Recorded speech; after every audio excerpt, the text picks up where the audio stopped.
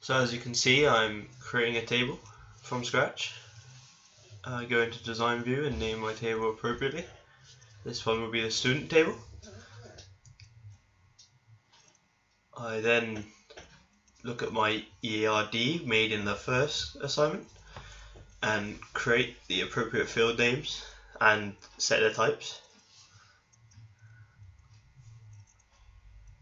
As you can see,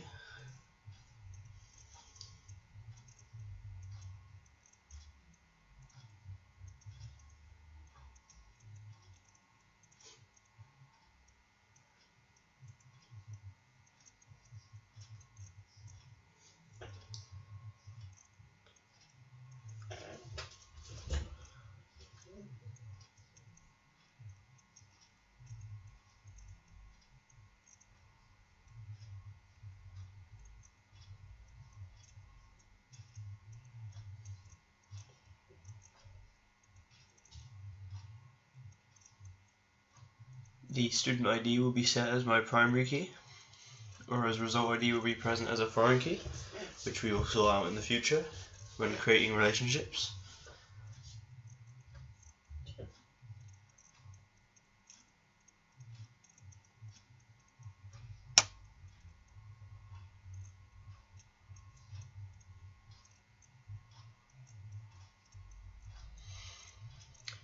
Each data type is automatically set to short text, which we will change for any that need to be changed in a moment.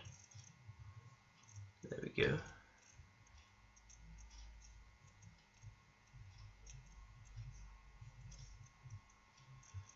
So phone number will be set to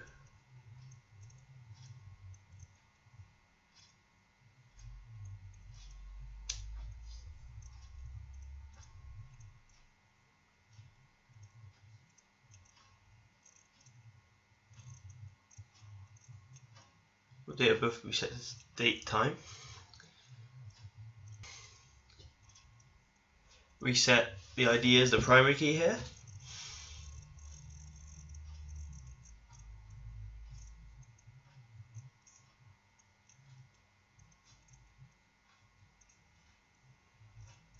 And then we consult our data dictionary from the previous task to work out what properties each field will need. For example, the postcode has an input mask which is set automatically like so.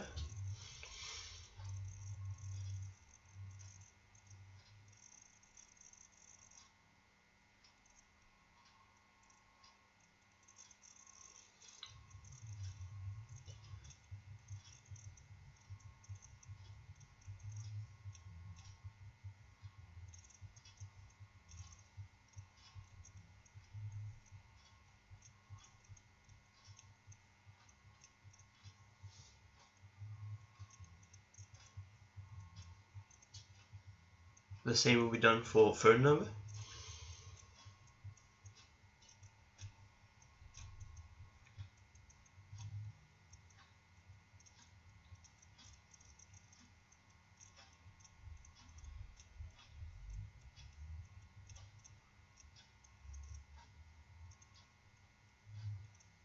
We also make it so that all data, apart from address line 2 and email address, are set to required, so that anyone inputting data into the database will be forced to add in this data.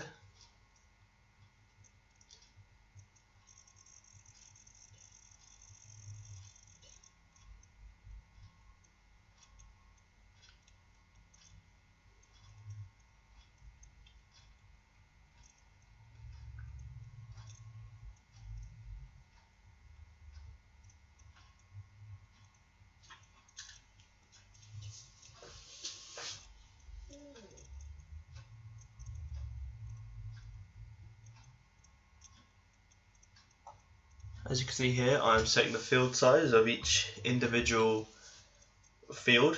So this essentially is the number of characters that you're allowed to input as part of the data. So as you can see here, I'm putting phone number as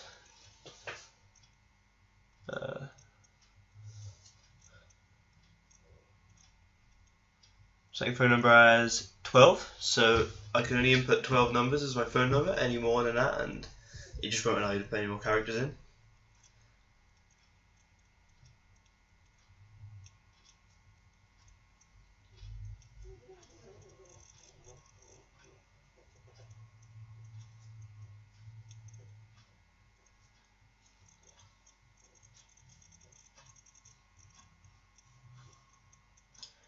I do this for all fields except for a result ID, because that's going to be set as an auto number based on a foreign key, which we'll do in a moment. Just showing you all the different field sizes there.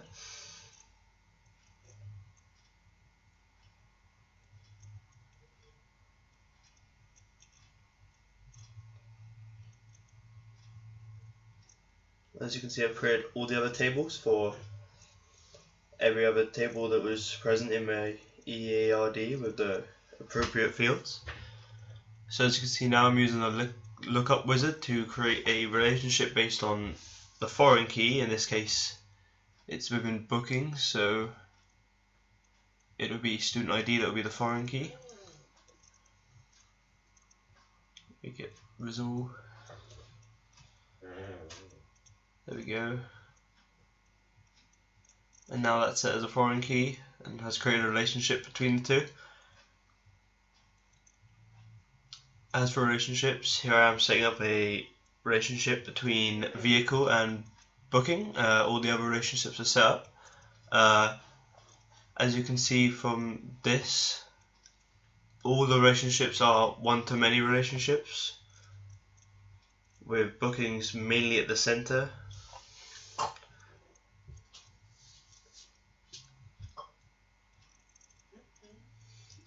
Here I'm using Form Wizard to create a form. I get all of the fields from the table and click columnar.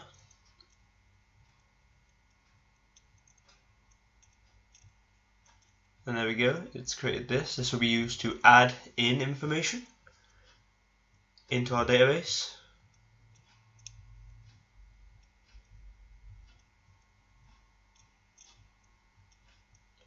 As you can see, I'm grabbing a few buttons for later use. In this particular example, I think I create 3 buttons, but we're only supposed to have 2. This one will be used later when we create the main menu to return. This one isn't supposed to be present, but again, it looks like I chose to sort that out later.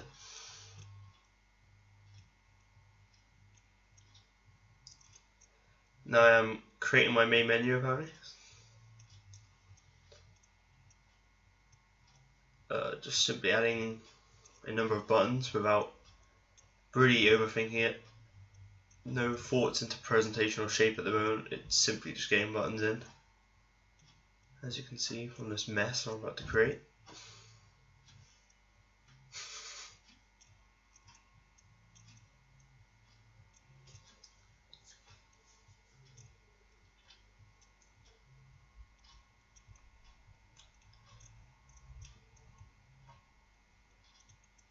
So as you can see, there's a return button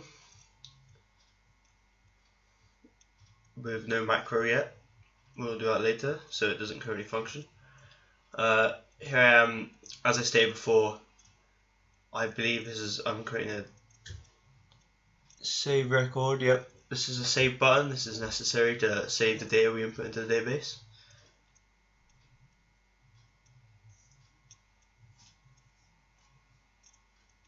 For some reason my mouse is highlighted. This I wasn't supposed to create at this point in the database, I just did.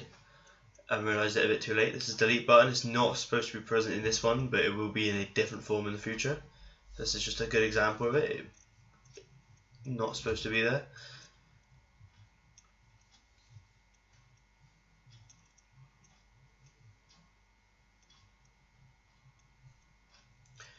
Now I'm sorting out the main menu.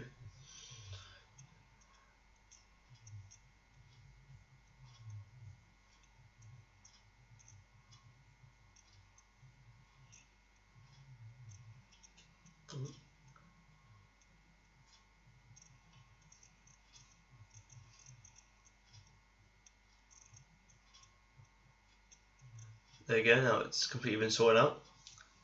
The main menu has been arranged into columns, each one will be used for a different button, take you to a different form. So here I'm creating a macro. These will be used mainly to get us from the menu to the forms. So this is for the forms for the adding student booking, or the adding buttons, I suppose, to add data. So it takes you to the form specifically made for those. As you can see on the side there, I've created macros for everything else. This is just the final one for students, I believe.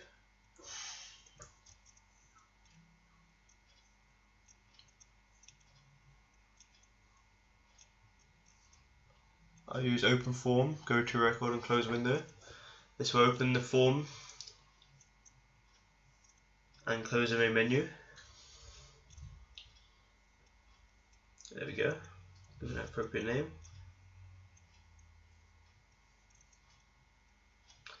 As you can see, I've named my buttons here. We've got the add down one side and the find down the other side. Here I am applying the macros, I believe. There we go.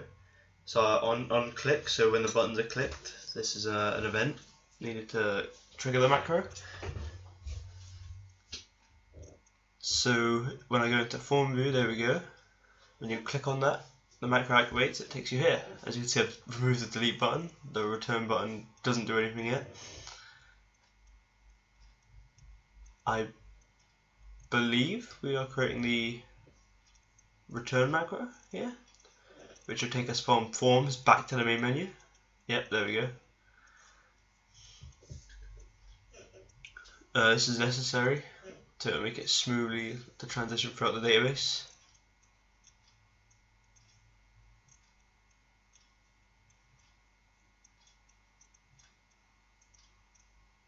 Yep. So I use student as the example here. I name my button return.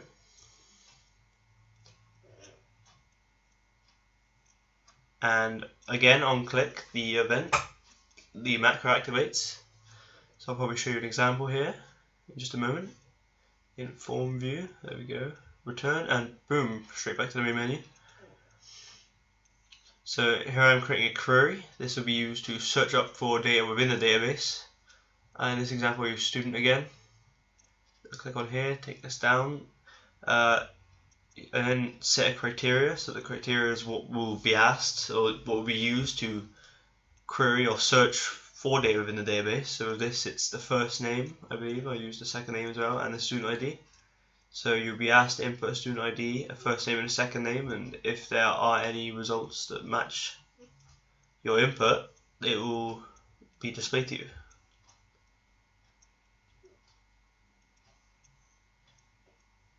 This will need the find forms, which we'll make in a moment, to function. There we go. As you can see on the side, I've created a query for every other table as well.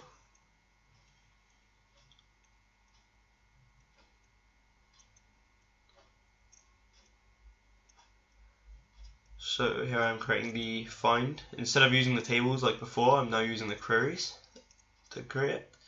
Same process though, form find student.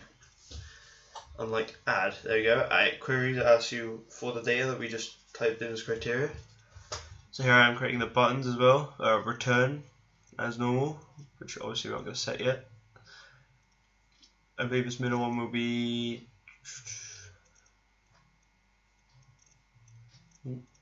save, yep.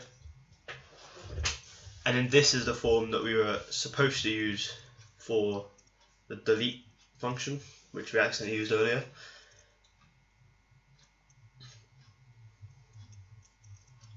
There we go, this one will be delete.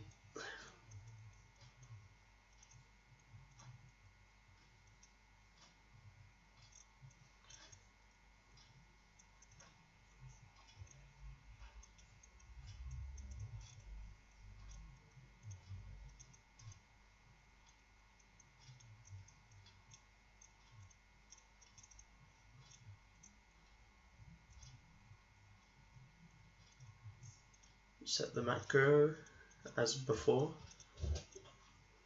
and there we go. I've also created this for all the others. Set into form view. See, it's attached to the find.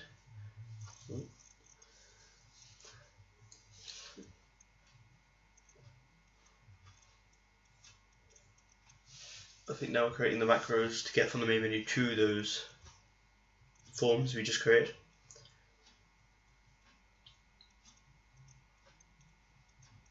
I think this is similar to the first macros created without the go to record option. Yep.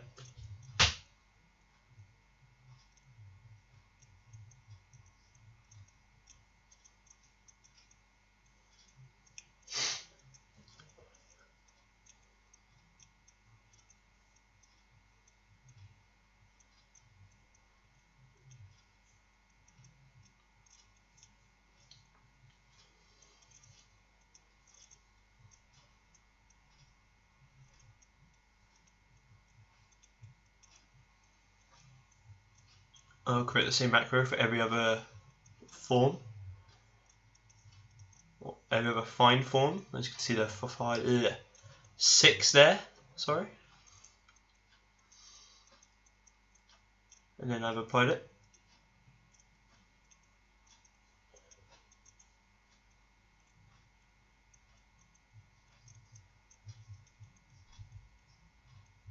So I believe now I'm adding data to the original tables so I can query for them. So as you see, I put my name, first name and second name. The student ID is set automatically based on the number of people in there so far. So this is the first record. I input a phone number. As you can see, the input mask creates a format for me.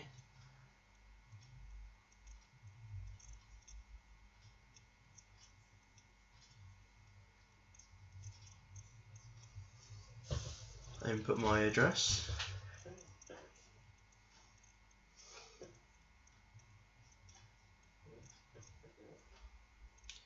A town. Somerset is set automatically.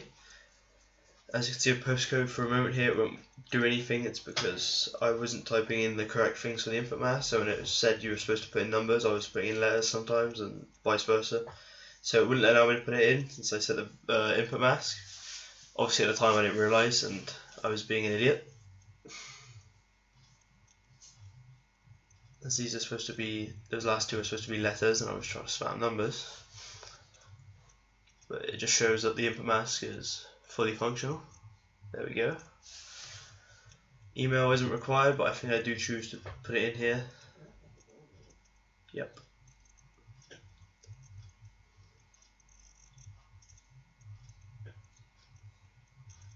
The result ID is set to just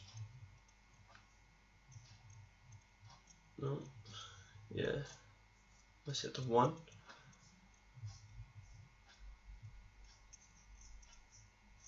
And then the data was saved, so now I'm putting a different data. What I tried to anyway. And there we go. Now I put in a different data, so the ID will change. And as you can see, it says student ID 2 is set automatically because this is the second piece of data I'm adding into the table. There we go. Same thing again.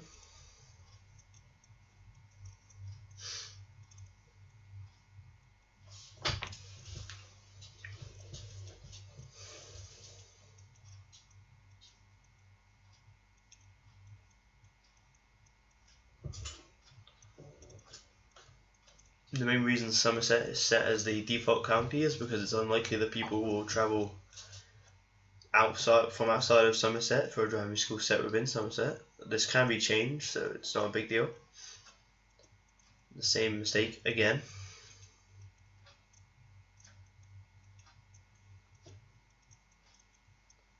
There we go. I think I chose this. Oh no, I did put email in. Oh, no, I chose to leave it to show that it is optional and you don't need it. And there we go. And now I think we're finding it, so we're querying. Here we search for Nash Palmer, the second one I put in. There's a couple issues there, but it still comes up with all his data.